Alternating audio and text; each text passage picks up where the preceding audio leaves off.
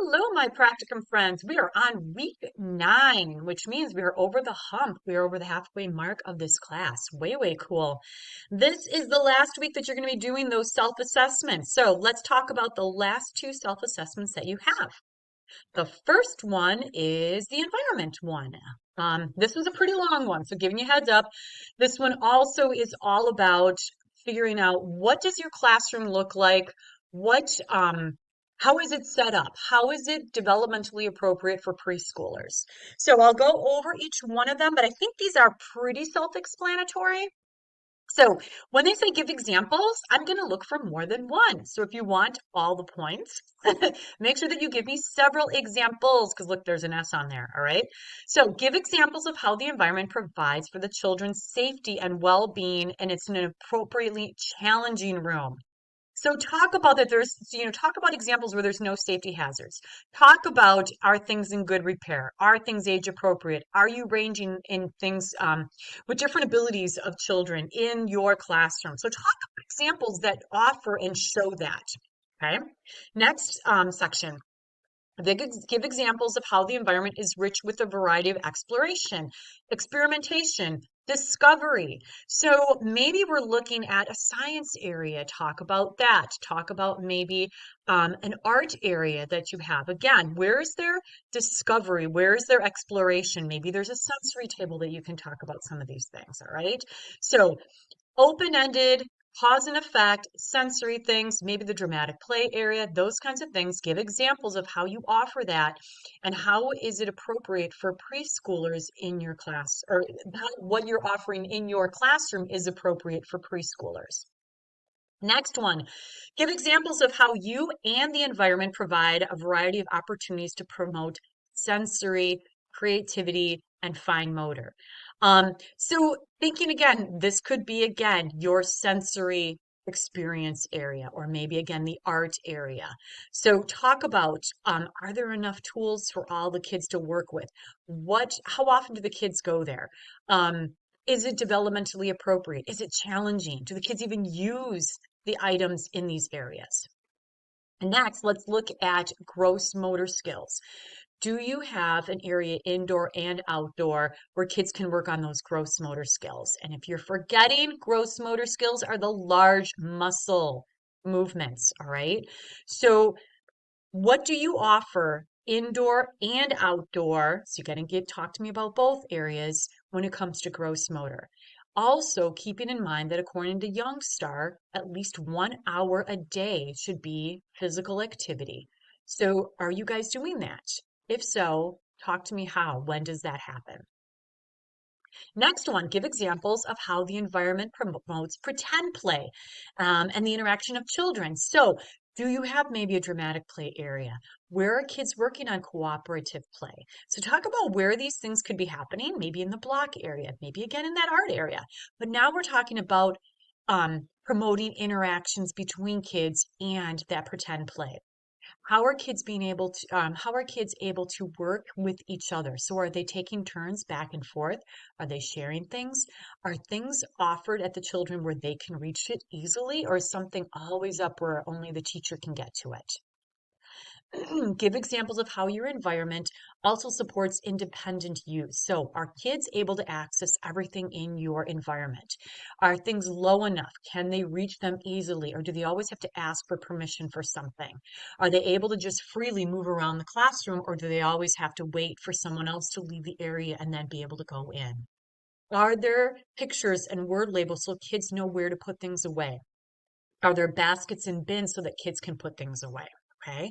So think about how independent that classroom is and that the kids can do things on their own without you, the teacher, having to tell them always what to do or how to find things.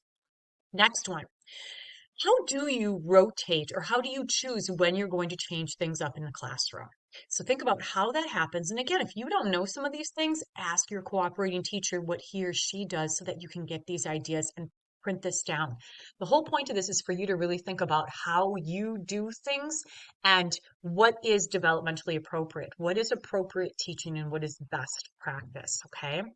Do you have different places to store things in and out of your classroom? Where do you store things that are no longer being used? And then how do you rotate? And when do you decide to rotate things around? And when you do rotate, do you make sure that there's enough of everything? So again, giving examples to tell us a little bit more about that. Give examples of how you might add or adapt materials to accommodate for children with special needs. What if you have a situation where you have children who can't express themselves the same way as others? What do you do about that?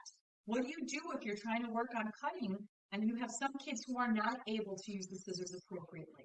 What do you do then?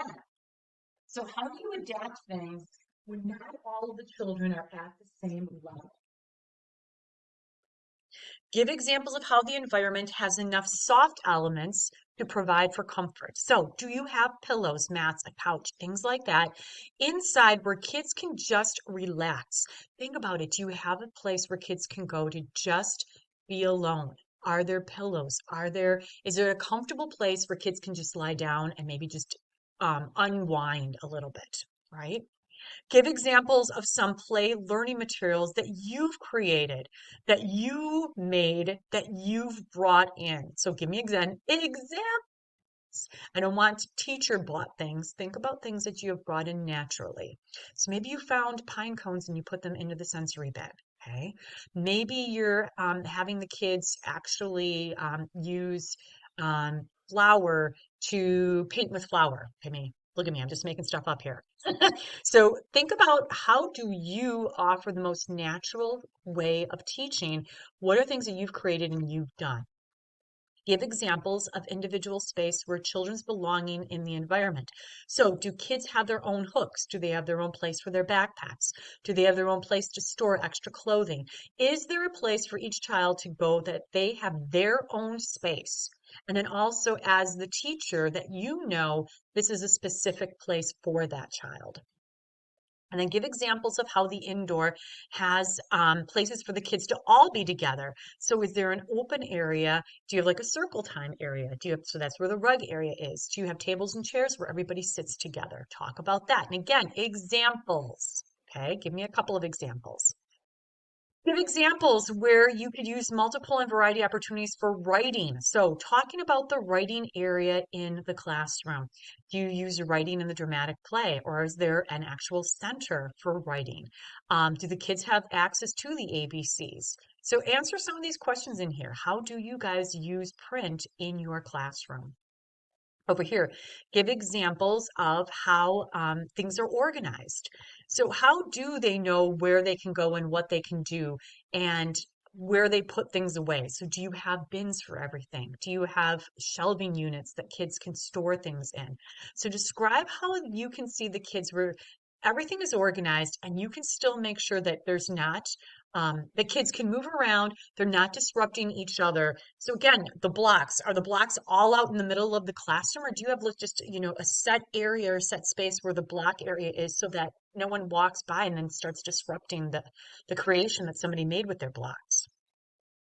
Give examples of ways to moderate the visual and auditory stimulation in the environment. So too much lighting. Do you have some window shades? Do you have curtains? Do you have dimmers for some of the lights? What about some sound absorbing material? So do you have anything in the classroom that can kind of take away from too much lighting or not enough lighting, too much noise or not enough noise? Are there things that you can do in your classroom to make those a little bit easier? Because we do have a lot of children with sensory integration disorder, okay? Give examples of places where you display the children's work. So, where is their artwork displayed? Are there photos of their activities? What do you do with all their artwork?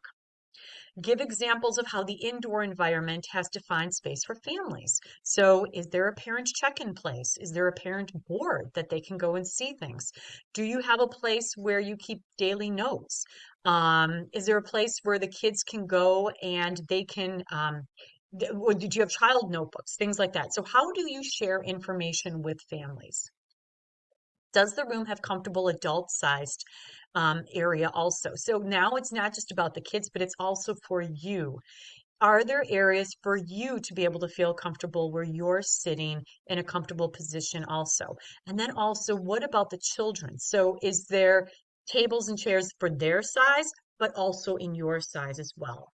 And then give examples of how the outdoor play space equipment has been designed for the age group that we're working with. So with preschoolers, what is the outdoor space looking like? Is there a lot available for our preschoolers? And what would be some examples of things?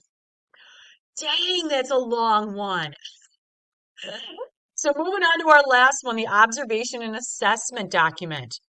And this is the last one, yay, that you're going to need to do of these. Describe some assessment tools that you use. How do you obtain information? So everything on, and guys, think about this. This is what you do. This is what we have you do every time you're working in a practicum. You're observing kids and then you're documenting what it is that you're seeing. So besides how we have you fill out the we have you observe kids. What do you do? How do you collect information about the kids? Do you use checklists? Do you have some sort of screening tools maybe that your center has? So how are you collecting information? Do you have observations or kids' portfolios that you have? How do you describe and document children's behavior? What do you do? Do you record this somewhere? Do you have written ones? Are you discussing this with others? How do you collect this information? Next one, tailoring opportunities for learning. How do you take the information that you've been learning about the kids and how do you then change it and how have it become an opportunity for kids to learn? All right, so how do you analyze the observations and then offer them something to do from those observations? Which, by the way, is what we have you do in your practicum all the time. So talk to us about the process that we have you do. Gave examples of how you used individual children's knowledge or different knowledge of each individual child to modify different strategies depending on each child and how they learn. So how do you adapt things for each individual child? Give a couple of examples. And then finally, how do you keep track of each child's progress? Do you have conferences with families? If you don't, what are ways that you can share information with families? Okay, so how do you keep track of what's going on? If you don't do that, what is something that you could be doing to make that happen? All right, again, these documents were created to help you think about all the different areas that you should be looking at as a teacher. So take some time, think about what you do, talk to your cooperating teacher, get ideas from the cooperating teacher as well. I look forward to reading your examples and your ideas. And that's all for now. Cha cha.